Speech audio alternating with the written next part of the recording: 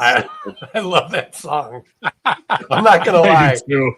Maybe I listen to it a little often. Maybe Suno playlist. Eat Bologna by Land.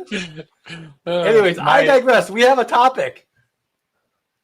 The housing. Wait, before I do the topic. Well, I'll do the topic and then we'll do the whole thing. All right, the housing crisis is everywhere you look. Starter homes that cost $400,000. Young families priced out of entire markets. Developers can't find affordable land to build on.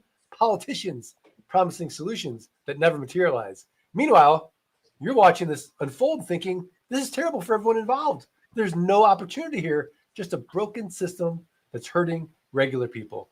But what if we told you that hidden within this housing crisis is one of the biggest wealth building opportunities of our lifetime?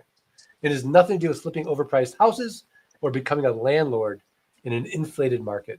While everyone focuses on the housing shortage, they're completely missing the land shortage that's driving it.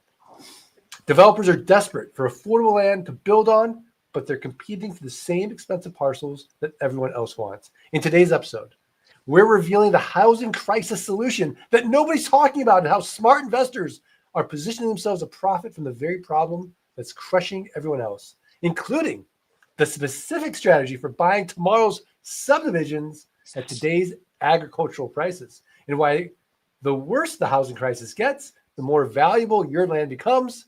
Whether you're frustrated by housing prices or looking for investment opportunities that others are missing, this episode will show you how to turn America's biggest problem into your biggest profit center. Joining me today on Nite Cap. Wow.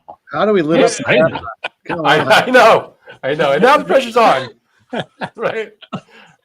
Joining me, fellow land investors, Handsome Rob, John Burnett, with his 22 kids. He actually only has 6 kids, but I do.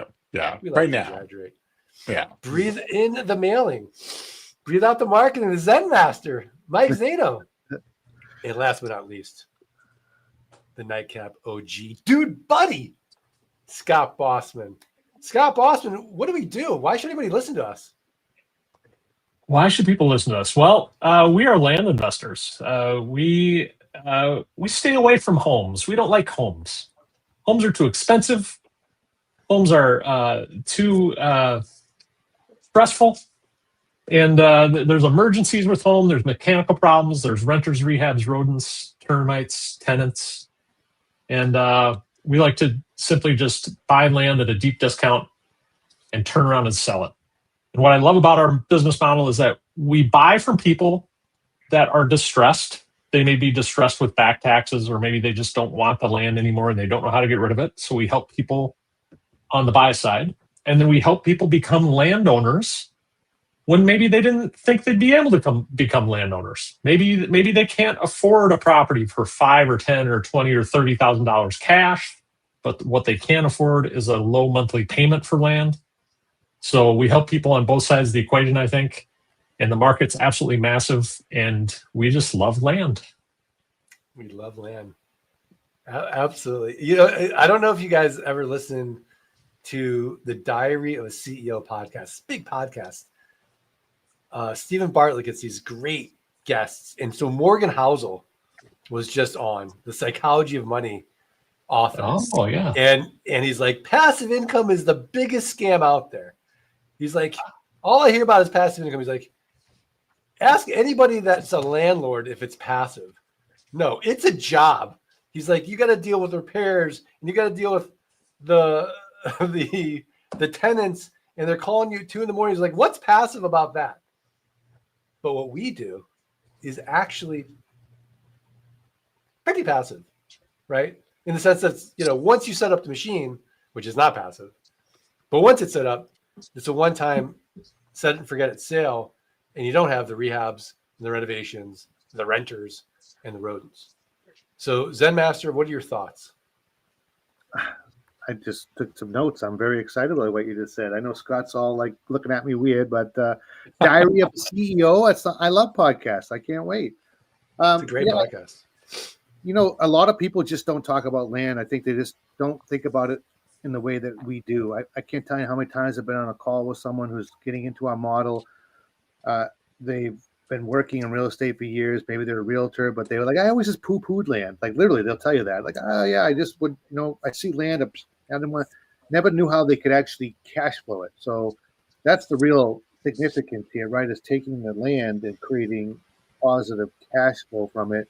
That doesn't include a tenant, right? There's no, if they were to start paying us, we don't have to evict them, right? We don't have to remove them from the property because they don't live on the property. So it's really, it's really unique. I mean, I guess I was spoiled. In a sense where I didn't come from another real estate background, right? I've learned about real estate starting with land, expanded my horizon from there, but land is the foundation that opens all the doors to my other real estate endeavors. And so I guess I was spoiled. I just figured, more people knew about this, but then I realized over time that there are very few people that know about this. We were talking we just had a webinar. And if you looked at like a pie shape, it showed you a percentage of people doing land investing compared to other types of real estate. I don't know if you'd even see the line on that pie, right? It's just that small. Yeah, that line's as thin as John Burnett. You fit handsome devil, you. It's not very thin. So, John, what are your thoughts? Yeah, I mean, I think that. I never really thought of land as an income producing asset. Like, I think the same kind of a thing, like I would look at it and I knew people who had lost money investing in land speculatively as well. But I think that the way that we approach it makes it make sense and makes it something that actually creates income for us in a way that's really challenging. Because we were looking at doing single family buy and hold was our original model that we were going to be focusing on, and it was going to be really challenging. Like especially in the market that we were in, and we needed something that we could do remotely, and land really afforded us that. And it became something where we could buy low, sell with owner financing, and like Scott was saying, make something affordable for somebody. My first piece of land that I bought, I was just telling Scott this, I bought it for $600. It was 5 acres, and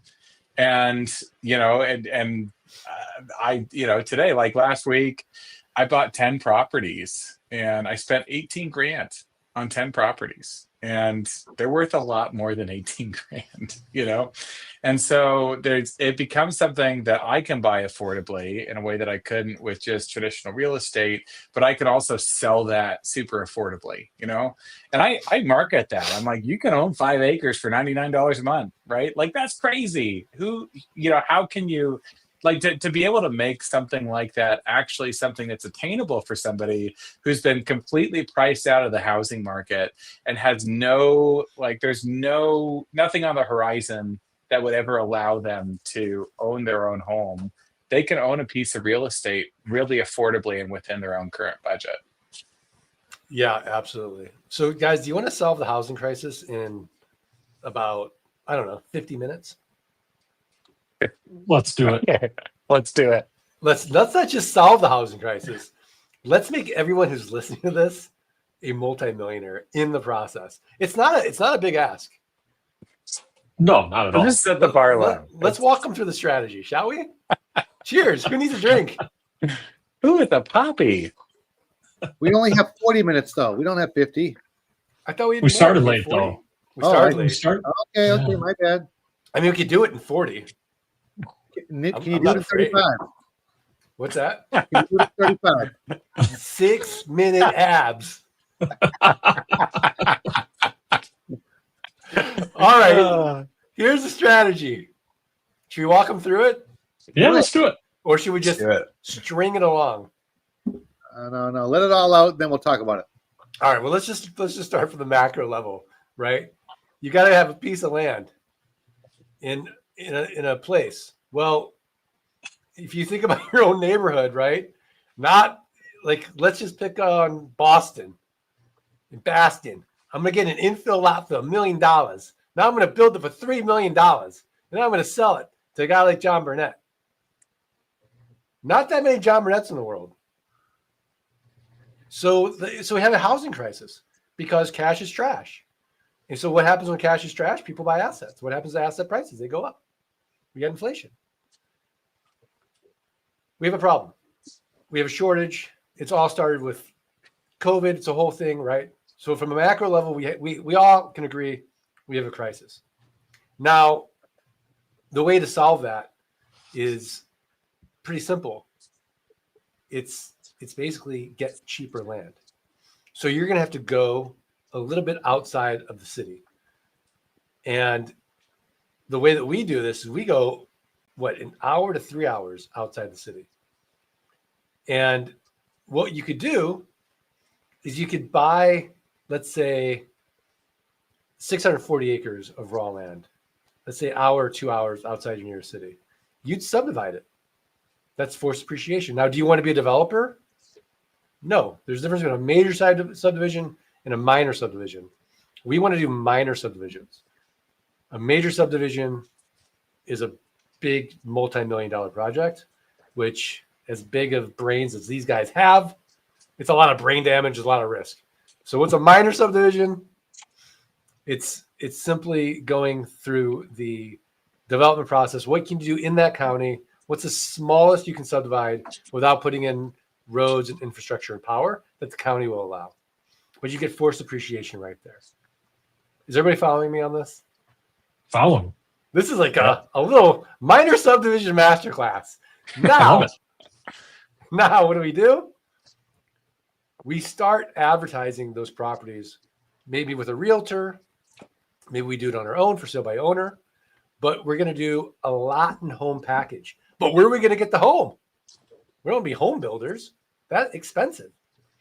So let's play a little game.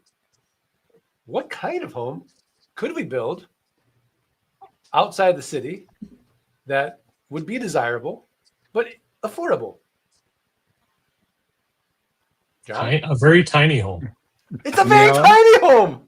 You can do a tiny home. Absolutely.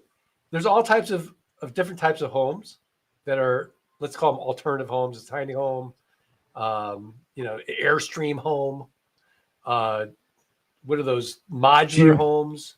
Geodesic domes. Geodesic domes. I don't care what it is. A Tesla home looks awesome. Yeah.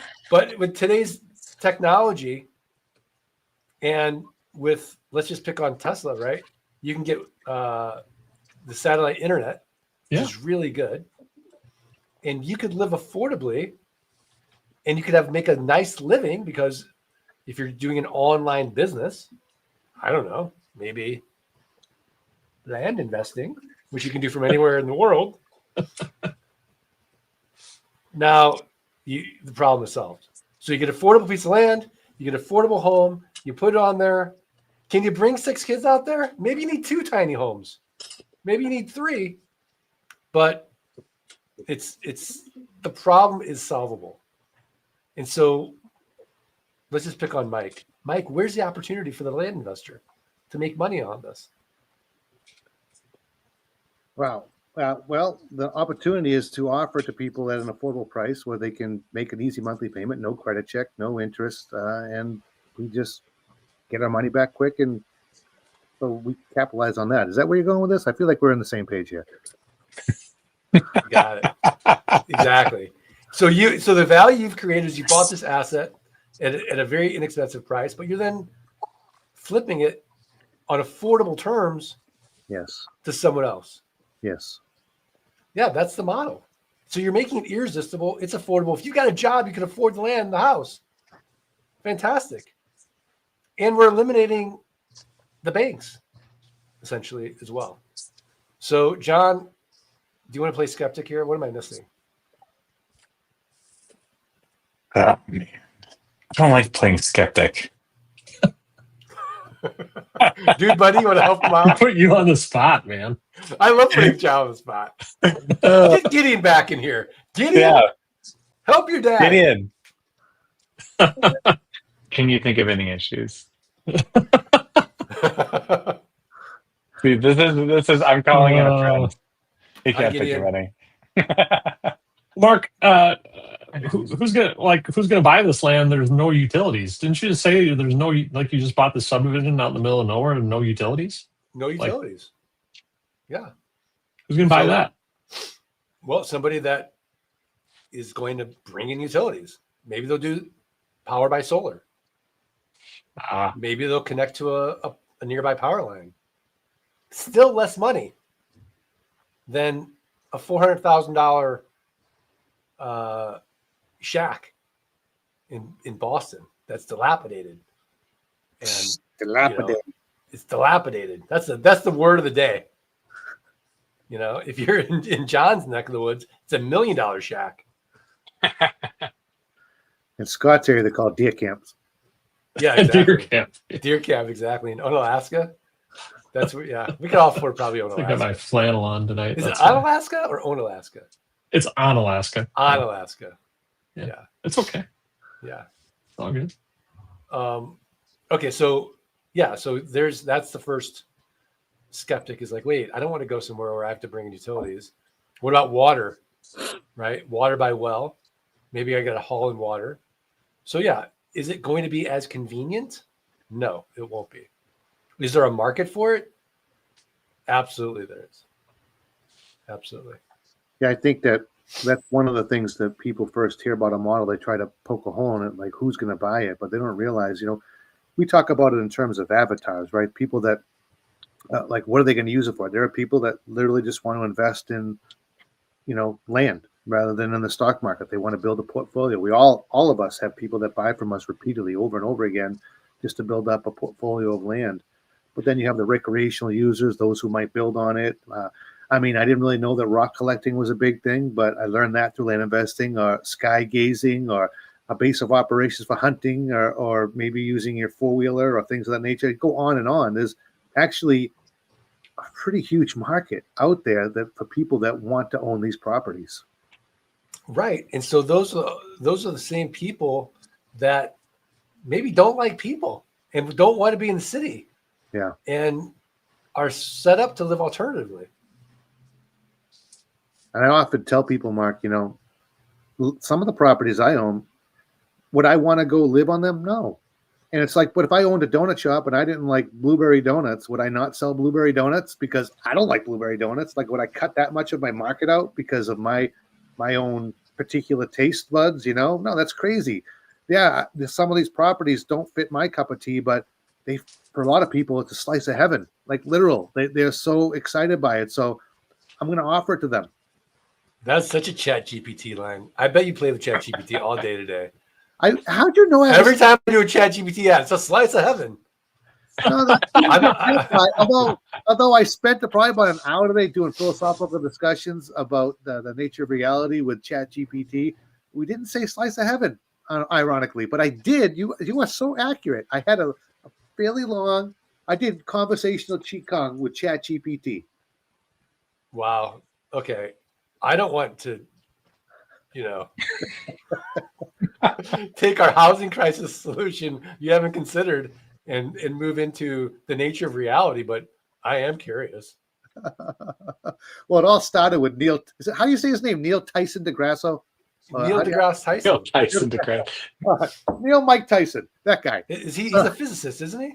Yeah, so the show called The Cosmos, he literally describes the cosmic place in the universe, and he goes from here to to the Milky Way, out to here to here, and he keeps going on. If you're late night watching that with a bottle of wine, all of a sudden he gets to the final point, and then we all live in this bubble, and this bubble is amongst other bubbles. You just like, so it's you can be careful. That could lead to hours of Chat GPT the next day talking about the nature of reality.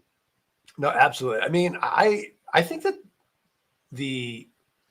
if you don't want to go down the Neil deGrasse Tyson rabbit hole of nature reality, I think the best metaphor that we've seen explained is the Matrix.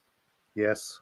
Right? And those Matrix movies where look, can I prove it's a simulation? No, but this consciousness is a mystery and everything's made up of consciousness. And when you look for the self, you can't find it. Yeah. And essentially, you go into that white room and there's just nothing. And that could just be reality. But then you get bored and you're like, okay, well, no, let's go have fun and do some things.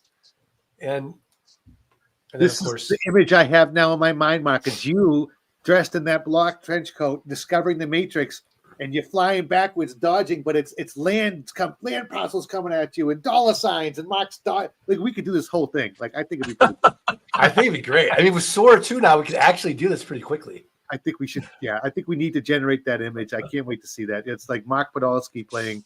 What's the main character's name? Is he Neo. Yeah, Neo. Mark is Neo, but now it's like it's all about like investing in dollars, and houses are flying by, and Mark's seeing it, and he's like, "Whoa!" Bending backwards, climbing up the walls. Like you're gonna do that. You've got this Neo look to you. I can see it. You know, you're pretty fit, looking like Neo. I appreciate it. Scott's like flattery. Yeah, get you everywhere. Yeah. See? Get you everywhere. All right, dude, buddy. Let's not go down the nature of reality rabbit hole anymore. Let's go back to the housing crisis. Let's make our listeners some money. So I think, I think we are in a housing crisis. I think I think homes are very expensive. Nobody wants to sell. Nobody wants to buy. I think it makes our land more valuable, especially in areas that are close to major metropolitan areas, right? Like I can think of a couple subdivisions that I work in now. They're 45 minutes away from a major metropolitan area. Like I'm trying to buy as many of those things as I can right now. I'd like to buy them too. Can I have some? No, they're mine. A couple wholesale deals, Scott. Come on. But we're still at a point where we as land investors can buy these at a deep discount. But I think we're right on the cusp of especially in these areas that are pretty close to a major metropolitan area, to seeing land values rise in the future. But we can also make the land. What I love about our model is I can take that property because I bought it at such a good price, and I can sell it to someone who maybe has a vision for the future, right? Maybe they can't build a house now, but maybe they're thinking about the future and they're thinking, hey, 5 years from now, my goal is to build a house, right? Well, let me get this acre of land under contract, an hour outside the city, 45 minutes outside the city, and just make low monthly payments on it. John was talking tonight how, you can own 5 acres of land in some areas for $100 a month, right? $150 a month. We have these 1 acre parcels that I'm thinking of near the city, right? That I'm thinking of, I can sell for $100 a month. So I think it behooves the smart, forward-thinking, future homesteader. Hey, let's buy some land now at a deep discount for $100 a month to prepare ourselves for our home later that we're building up to. But I think the value of our land is going to go up as a result of it. Yeah, John, what do you think? I agree. I concur. He concurs. Oh, I got my concur. You got your one. Oh, you're taking notes on John's concur there, Mike? Or I'm counting the concurs. There's one tonight. Oh, okay, gotcha. John. What do you think, Mark? What are your thoughts? I think that there's opportunity. There's always opportunity in every market. I think that in this market, are we going to go and change our model because there's a housing crisis? No, we're not. But I think if you're in traditional real estate, this is a way to open up your mind to it, for sure, and to look outside of the cities and the suburbs and look for more inexpensive land and be creative. Is really, I think, the opportunity. And there's so many different ways to do it, and there's so many inexpensive ways to do it. Which, when I think of inexpensive, I think I'm limiting my risk. Mm-hmm. So I could test on a small parcel, go out, put a Tesla home on it, and sell a lot home package and owner finance it, and see what's the worst case scenario on that. If I'm buying the lot, 25-30 cents a dollar, I'm already making my money, and then I'm marking up that Tesla home because I'm financing it, so I'm getting that benefit. So I just need one person, and then I can gauge it and test it. So that's kind of the way I think about it. But would I forgo our typical model of buying raw land an hour to 3 hours from the nearest city, flipping it on easy terms? No, I'm not interested in anything physical. Much to the chagrin of my current girlfriend. Well, Mark, why buy an overpriced house right now when you can buy 10 land parcels at a deep discount? Right? I wouldn't. Right. I absolutely wouldn't, because now the house is a pain. It's Yeah. an absolute pain. I don't want to deal with anything physical. Yeah. Now, that being said, if you're different, this is a strategy. And even going back to the very beginning, I think just a minor subdivision is a great strategy.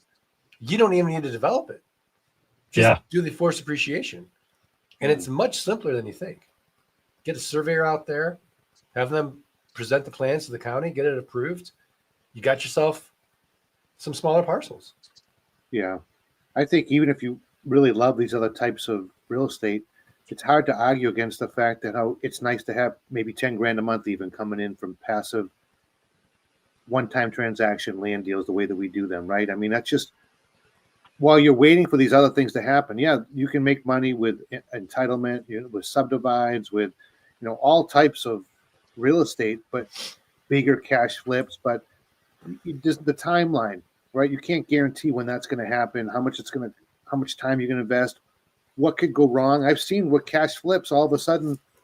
Oh, the easement. I didn't realize the easement wasn't attached to the deed. There, the value went from 50 to 20,000, right? And what a mistake that is to recover from, right? So I think cutting your teeth on land, and you could stay there forever, but even if you're going to do other things, I still think it makes sense, because you can learn in a safe environment. You can build up some recurring income, and that's going to be there month after month, while you can go out and explore STR, short-term rental. Do whatever you want. It's your world, whatever makes you happy. But it's hard to argue against having recurring income at the base to support it all. Yeah. John, do you ever get the sense that people just find it too boring and too simple? And they're like, you know what? I'm going to complicate my life. I'm going to buy an apartment, and I'm going to go out. I'm going to do a syndication. I'm going to raise a bunch of money. I'm going to get a bunch of doors. I'm going to get myself a big fat spreadsheet, and I'm going to look at cap rates and NOI, net operating income, and I'm going to do scenarios. This land thing's boring. But to Mike's point, like, yeah, we make really good passive income from it. Videos of us taking sledgehammers to our dirt. People like to break things like cabinets. Yeah, exactly. I mean, John, like how many people just close their eyes because it's like intellectually boring? Yeah, I think so. I mean, like it's funny. Like I went to a real estate investor conference a couple of years ago, and there were a lot of people there. Like, I mean, it wasn't a huge group. It was maybe 20, but they were all super successful. Everyone was so successful, and they were so tired. They were all like, they're just grinding so hard, and they're real estate investors, and they're doing well. But it's a lot of work. And I think to Mike's point, like I did, like, it's a simple model, right? You get to a certain point, and you're like, there's a diminishing return on your time. Right? You try to put 40 hours into this business, and eventually when you get to once you get on the skinny branches of those hours, you're not really being really productive with your time. And so for me, like, I run my business. I like to be busy. I do some bigger creative deals, kind of like you were talking about, Mark, like finding those areas where there's opportunity, right? But those deals, I'm not dependent. Like sometimes if I do something like that, it might take me 6, 8, 10 months for me to turn that one around. And like my salary is covered, my family is taken care of. It's not something that I'm dependent on. And I find that those deals, while I like them, they are few and far between, and there's a lot of me required in those. Those deals are the John show, right? It's a lot more nuanced, a lot more sophisticated in each of the individual areas that you deal with our. Yeah, no, I love it. I mean, Gideon's got to see Dad work. Yeah. I know, I like, right, but to Mike's point, we can always make more money. We can't get more time. What's your time worth? And is the juice worth the squeeze time-wise? Scott, what are your thoughts? Well, I think about our model again, from what I've heard and read, the the big dollar land deals, even, right? The large acre tracts, the subdivision ready lot, the major subdivide lots, right? Those from what I've read have cooled off, right? We're not cooling off, man. Like, we're buying land like crazy. We're still selling land consistently because our buyer pool is really big, because there's a ton of people out there who can afford $100 to $300 a month, even with some uncertainty in the United States right now, in the market. And so our normal little land parcels, right, our 1 little acre of land out in the middle of nowhere, or within 1 to 3 hours of a major metropolitan area, people can still afford. And these large acre tracts right now, people don't want to spend money on them right now, right? They're cooling off just like the housing sector is. So I think our model is a lot safer right now. It's a lot smarter right now. I recommend everybody who's watching this try to buy as much land right now as you can at a deep discount. Absolutely. And yeah, even if you can't sell it right away for whatever reason, you still got this asset that's going up in value that you don't have to maintain, you don't have to protect, and it can't be destroyed. Right. It's kind of like what's the guy's name from the Avengers? The rings. Oh, Shang-Chi? Maybe. No, the bad guy. Oh, Sauron for the Lord of the Rings. No. From Marvel. Marvel. Yeah, what was his name? I'll think of it. Senior moment. He's played by Ben. What's his name? Anyway. But anyways, he's like powerful, right? He's got all the power. Thanos. Thanos, you mean? He's got the jewels. Thanos? The tools. Thanos. Okay. Yeah. You're talking about the rings, and I'm thinking Shang-Chi and the 10 rings or whatever. Yes. Yeah. But the gems that go in, so the Infinity Stones. You're talking Infinity Thanos. Stones. Yeah. Infinity Stones. Like land's like getting the Infinity Stones. Right. I love it. Yeah. We got a lot of people. We got a lot of people. A lot of people tuning in here, Mark. 53 people are watching. I told you guys. It's just a matter of time before this is the biggest show on the planet. Honestly, I think maybe a year, 2 years, 3 years from now, Joe Rogan's gonna be like, "Hey, can we do a JV?" I'm like, "No, you're too small." Exactly. You're too small for us. Too small, man. Yeah. Told me now, get stage fright, Scott. That many people? It's like, oh boy. Yeah, I know. It's a little nerve-wracking.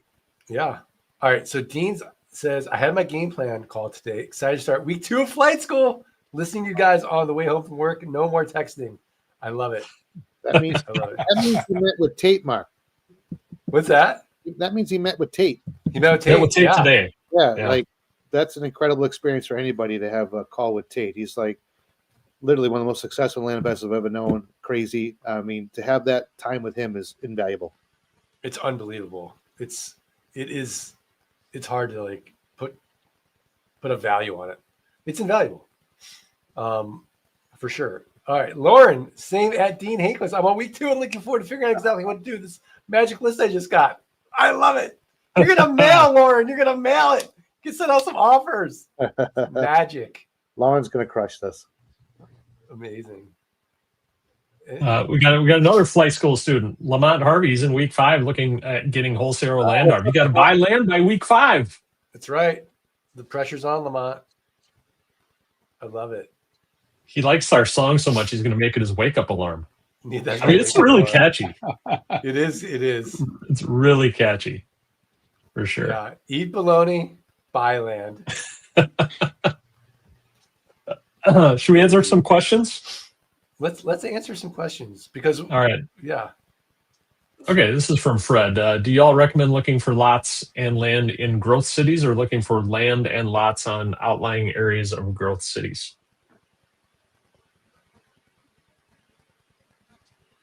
Where do we look for land? John, where do we look for land?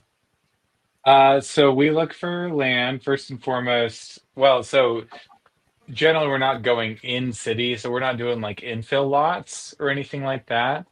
Generally, we're going to be doing areas that are on the outside of city limits. We're looking for things with high repeatability. So a lot of times we're focusing on rural subdivisions. There are, and when I say subdivisions, I don't mean, an eighth of an acre outside of Chicago or something like that. We're talking about large rural subdivisions where you can find thousands of 1 acre parcels or 5 acre parcels. And I'm looking for those areas. Generally, they're like Scott was saying, they're not super far away from a major metro area. And then I'm looking for things that are accessible, so you can legally access the property.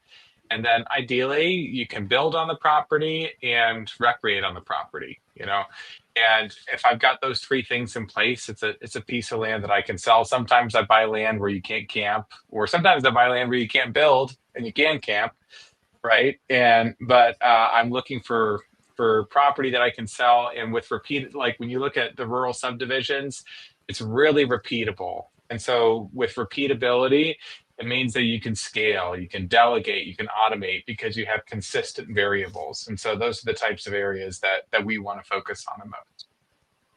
I love it. Thank you, John.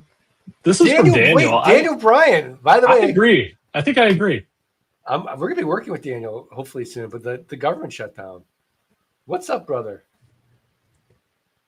This may be the deepest I've ever heard. Yeah. I don't know if we're talking about Mike Tyson, but maybe. Yeah. Which part is it? Is it because of the land, or is it because of the the reality of the universe? Consciousness in its contents. Oh man. Awesome. Let's see what else we got here. What's the best minor improvement on raw land? Khalid? Well, that's a good bringing in owner financing. We don't improve it. We move it. Typically. Oh, that's but Mike's answer is the best one. Yeah, no, for sure. We finance it. That's the best improvement. Yeah, we make it affordable. Yeah, I'm gonna write my own. Well, actually, I like John's. I'm Scott's. We don't improve it. We move it. I'm gonna write that down. We don't improve. We move it. Bad. John, do you have Gideon go out there and put like a fence out? Not yet. Son, we're going to go build a fence. Maybe in 5 years we'll do it. Get him his own pole digger. You like engraving pole diggers in your house? That's right. For your kids? Exactly. Oh my gosh. I once read about a guy who did like a sweet and sour summer with his kids. So he's like, look, if you don't study in school, this is what life's going to look like. And he got a buddy who like had a hard, it was a hard job, right? Like maybe working in building, fences and putting poles out for like a month in the summer. And then he's like, okay, get really good grades. This is what your summer could look like. And be like, in front of the computer flipping land, right? And it's like you're in the air conditioned office and, you're just doing some research and you're sending out offers. It's sweet and sour summer. But you make the choice, Gideon. You make the choice. I love it. Here's a question for you, Mark. What do you think about assembling some smaller parcels to then create a larger subdivision? Assembling some smaller parcels to then create a larger subdivision. Not for me, Mike. I'd rather go large and then go smaller, honestly. Mike just started I say that, but it depends on the highest and best use. So I would be open to it, but I would say for our model, it's better to go big and subdivide small. Yeah, he's just starting flight school. Mike's going to crush it as well. He's got some experience in land, so he's thinking outside the box, but he's going to do very well. I remember Mike, actually. Yeah. What's up, Mike? Look at all the people throwing Thanos in the chat. I was just slow on the uptake there, man. I thought you were talking about Shang-Chi. I was thinking like hula hoops. Like I wasn't thinking. Yeah. I wasn't thinking jewels. Which Marvel guy has a hula hoop? I don't know. You call yourself the land geek. Come on, man. Exactly. Yeah. What was a show where you'd have to like describe something in so much time, and then they'd be like, "Oh, it's this." Was that what Drew Carey did that? No, I don't remember the name. It was like old show. Dating. Whose line is it anyway? Not the improv one. No, it wasn't. It wasn't a comedy show. It was $100,000 Pyramid. Oh yeah. Do you guys remember that show? Yeah, it's back. I would have done Pyramid. horribly on that show. I couldn't even describe Thanos properly. Right. This is from Juan. Just did his first mailing last night. That's awesome, Juan. When should he schedule his first coaching call? Yeah, That's a good question. That's a good question. yeah. I mean, I think He's in flight school, so you Okay. have some one-on-one. Honestly, you have your thing about flight school. You have so many opportunities to connect. You can go 4 nights a week, immerse yourself with other land investors, led by a successful investor. You have your coach on Slack that you can reach out to at any point. And then when you really want to talk about something personal, one-to-one, you schedule one of those calls. So I would say one depends on like the nature of you. Do you want to talk about something very like personal about you and your business? That'd be good for a one-on-one call. Otherwise, use that Slack channel just for general questions, or go to the the Monday, Tuesday, Wednesday, Thursday night calls and just engage the group and see what the collective genius comes up with. I love it. Yeah, I as John would say, I concur with Mike, and I know that you'll get an email one kind of like nudging you, hey, have you scheduled your call? But usually it's going to be when you're in the middle of a deal and you want that little whoopee, because you're just an ankle biter in land, and you want somebody with more experience to help guide you through it. Looking at me right now with this hive mind. He knows that gives me the heebie-jeebies. Hive mind. Reminds me of the Arrow. Remember the Arrow TV show? What they call those people? The bad network of criminals in Arrow. I didn't watch Arrow. Sorry. What? Yeah. Such a great show. Arrow? Sorry, I didn't watch that one. I never watched it. Arrow. Like the Green Arrow? Yeah, that's him. Yeah. Never watched that John, one. did you watch that one? Oh, the Arrow? Yeah, I mean, a long time ago. But I can't remember the bad guy. Okay. Sorry, Mike.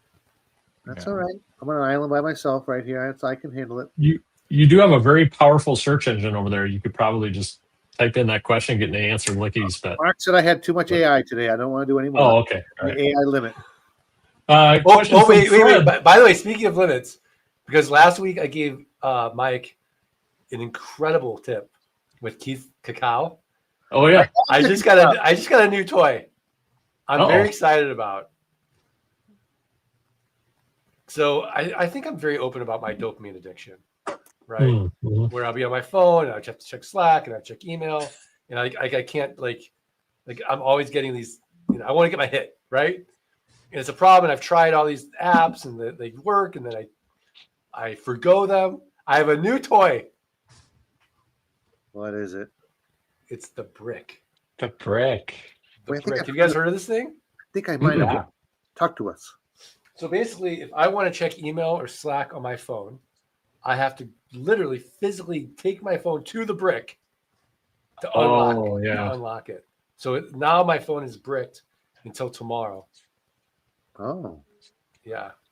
But Mark, I can't find the videos on how to make cacao. You said you sent it to me. I sent you in Slack. don't see it. Maybe you didn't hit send. Because I want to have my cacao ritual tomorrow. Bro. I got this huge block of chocolate. I'm like, what do I do with this? I made all these videos for you. I did it this morning. Man. I made like 7 videos. Okay, why don't you two didn't go go. live on YouTube next week and do this together? Since create your own little. Oh, I see it. I did Episode. your jealousy. I love it. Yeah. That's fine. Okay, let's just go ahead and do that next week. Oh, right. there's always dude buddy love. I'm getting a little love, and look how you feel. It's always dude buddy love. Oh, right. Yeah, right. All right, Mike. I'll send it to you. You can order a thing of cacao. I could. You should. I may. I should. Yeah. I think if we all drink cacao together, that could be like a little nightcap. That could be fun. The cacao Be fun, episode. for sure. Yes, we're in. Yeah. How about from Fred? Do you ever buy parcels where roads have not been put in? John?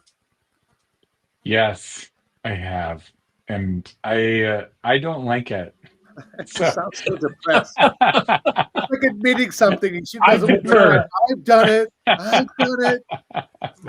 I have. It's not like if there's no roads, there's value in land. I was talking to somebody on my team the other day and about our acquisition strategy. At a certain point, even if like there's not roads, we just say like, what is the make me buy this price, right? And so there's a price point at which I'll buy it. It's a solid, finite asset. It has worth. But if you can't get to the property, it's hard to sell that thing because basically you're selling something that the only value is the fact that it is a finite asset, right? And maybe someday it'll have a road to it. But the other thing is sometimes, I mean, sometimes you might have something that doesn't actually have road access, but there's a platted road and the road runs pretty dang close.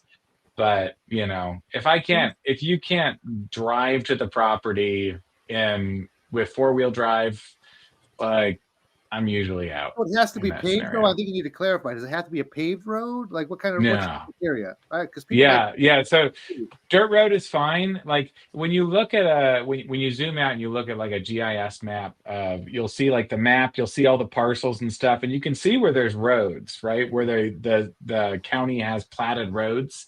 And then if you turn that off, the question is, can you still see the roads, right?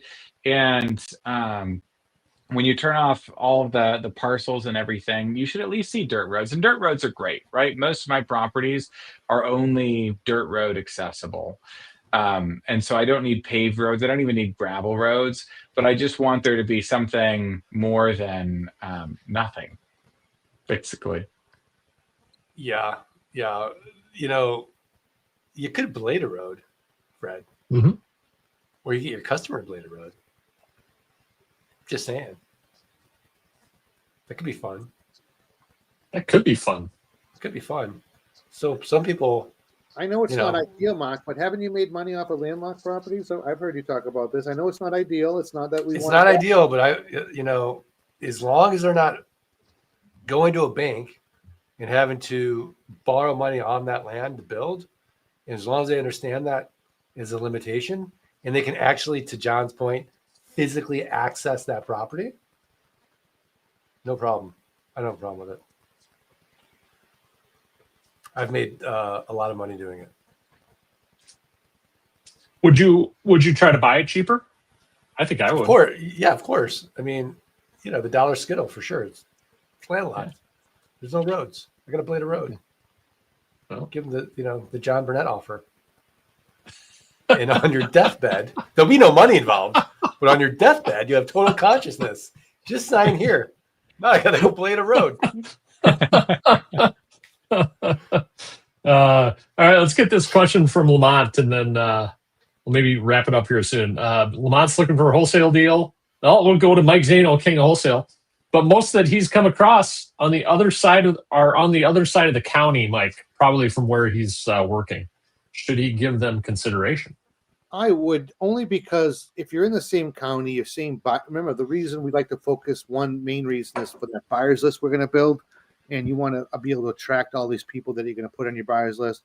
If it's the same county, you're pretty much in the same area. People are going to be attracted to there as to the place you're in. So, personally, I think that would be fine and under those considerations. Yeah. Can I ask a follow-up question, Mike? Yes. Because you are the wholesale king. What's the worst advice you see in the wholesale market right now? Worst advice in the wholesale market? Well, I don't know if it's advice. I just see that we talked about this in the webinar we just had. I see people offering deals up for wholesale that really are not wholesale. They're, there might be some margin there, but there's not a lot. And here's the thing. You as that wholesale person, you're not going to have a repeat buyer, right? You're going to sell this one property. They're not going to come back to you. But if you sell them something and they make money on it, that's your goal. I used to get all excited. People say, I just made so much money on this wholesale deal. They tell me, great. You want to buy 5 more? And that you're going to. So I think not so much advice, but the reality is some people, they're like, hey, they'll offer this at wholesale, but the margin isn't there. Again, to dial back to what we said on the webinar we just had, you should be able to, if I sell you a property, Mark, wholesale, you should be able to come close to doubling your money cash, at least making 3 times your money on owner finance. If you can't do that, then there's probably something fundamentally wrong with the wholesale deal. Yeah, I think it's a good point. Like, why would anyone do it as a wholesaler? Like, because like to your point, like they're not coming back. One and Like done. now you're constantly having to hustle to find people that are buying wholesale from you instead of just picking up the phone and be like, hey, you made a bunch of money. I got 10 more like that. And you get a sale in a minute.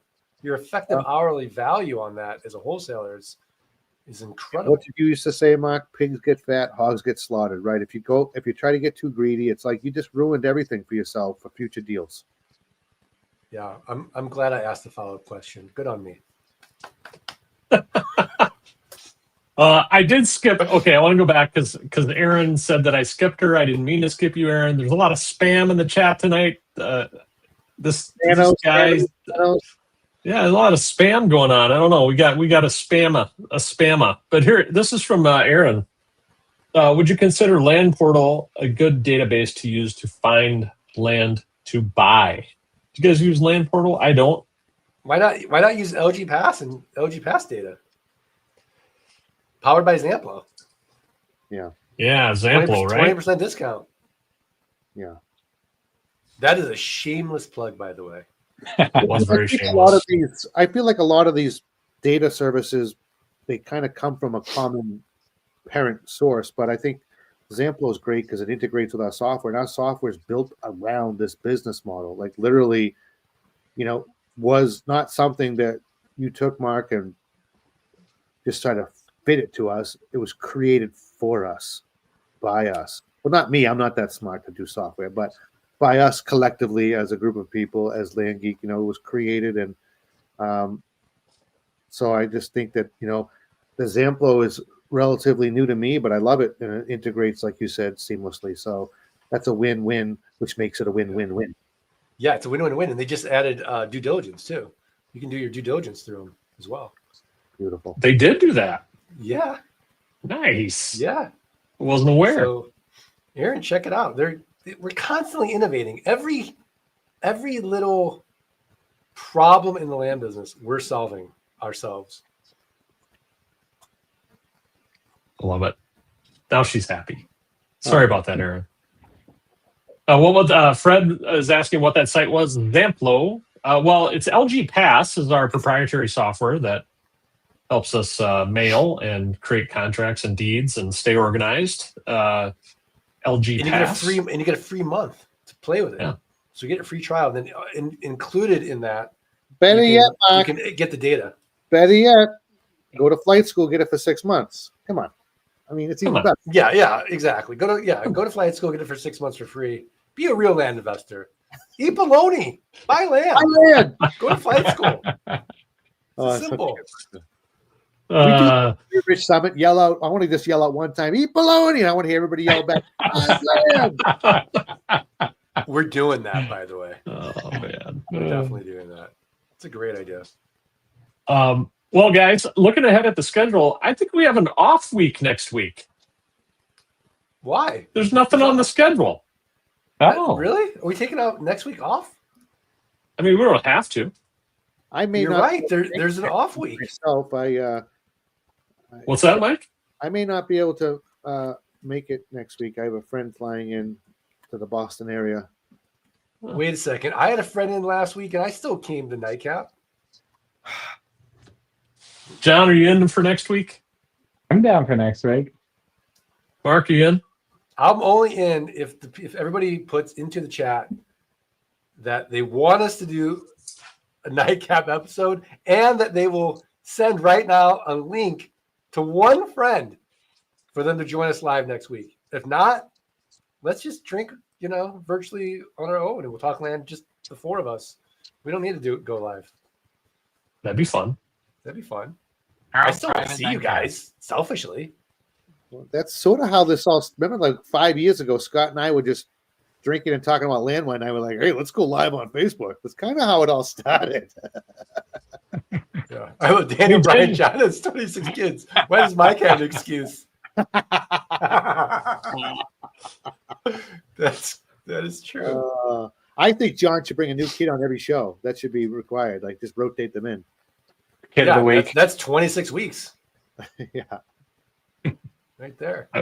Yes. I wish I'd. Friend. I did film last week. Was filmed in front of that was a different friend, but I did bring him, Mark, last week, and I filmed in front of a live studio audience. No, it's awesome. I think it's a great idea. We should all have like Watch either a child or a friend in, Look, my whole here as neighborhood's here. Not just kidding. yeah. Daniel McCallum, bring the friend on the show. Perfect. We want to meet your I wish I friends. had an eject button for this Edvard guy. I'll tell you that much. All right. Thank you guys for the call. This is fun. I guess it's to be determined if we're going to be here next week or not. But show up anyways. Let's show And up. find out. All right, I'm here. Yeah. Do they want us to come back next week, or does everybody want to take a week off? Yeah, I don't know. No one has given us feedback. Oh, That is upsetting. It is upsetting, The ego is so fragile. right? Tim Summers, do you want us to come back next week? It'll be all based on Tim's answer. Let's see if he answers here. Tim? Okay. Oh, Erin does want us to come back. She likes the live calls. we So got Erin one. says yes. Yay, Aaron. Steve Ayler Aaron, says yes. Are you emailing friends? Mark says yes. We got One 3 friend? yeses. Lamont is free. That's a yes and a half. That's a half yes. Okay. Fred said yes. So yeah, I think we got some fans. Okay, so what should we talk about then? Put in the chat, like, what do you want to hear? What should we discuss? Yeah. Let's come up with a topic. I like it. We might be waiting a while. I know. Right. It could be conversational. Cheech Kong. Let's have a philosophical discussion of land. Oh man. Well, This this though. was fun. Thank you, guys. Daniel says come back. Erin's going to tell her friend to join. There we go. There we have it. Awesome. Lauren wants to talk Ooh. about. Okay, Lauren wants to talk about the pros and cons of buying in different areas of the country. We could definitely talk about that. We could definitely talk about that. by the way, Scott, I think the fact that we have a spammer is indicative of our popularity. It shows that we're growing. For sure. Yeah, absolutely. I mean, we've definitely gotten more comments tonight than we've ever gotten. Like the metrics are going to be sky high on this episode. We're going viral tomorrow. Yeah. All thanks to Edvard. Thank you, Edvard. Edvard. Appreciate you. Yeah. Is it EDVARD? Is that our lone spammer? EDVARDS. Edvard's Lapa. I wonder if Edvard's just a bot. Could be a bot. Are you a bot, Edvards? Edvards is misunderstood. And yeah, right. Like, if so, why do you hate us? We're just a bunch of, we're good people. We're good peeps. Daniel McCallum wants us to talk about buy and hold versus financing. Ooh. Or we could do cash versus financing. Mark, you'd love that episode. I love that. I get so angry about the cashy people. I don't. I mean, I honestly though, I think I'm more laid back about it. Yeah. Honestly, like I think if you have a cash problem to solve, flip for cash. It's okay with me now. But I think long term, cash flow is what you really want. You want freedom. You want to be able to take next week off of Nite Cap and know that money's coming in. Right. Right? Can you imagine if we had to like flip? It's like, yeah. All right. We've been on for a while, so we'll adjourn to next week. How's that sound, fellas? Amazing. That's good. I'm gonna go eat some bologna and buy land. Awesome. Good night, everybody. Cheers. Is there an outro? Thanks, guys. Oh, the outro's coming. You ready? I'm ready. Here it comes.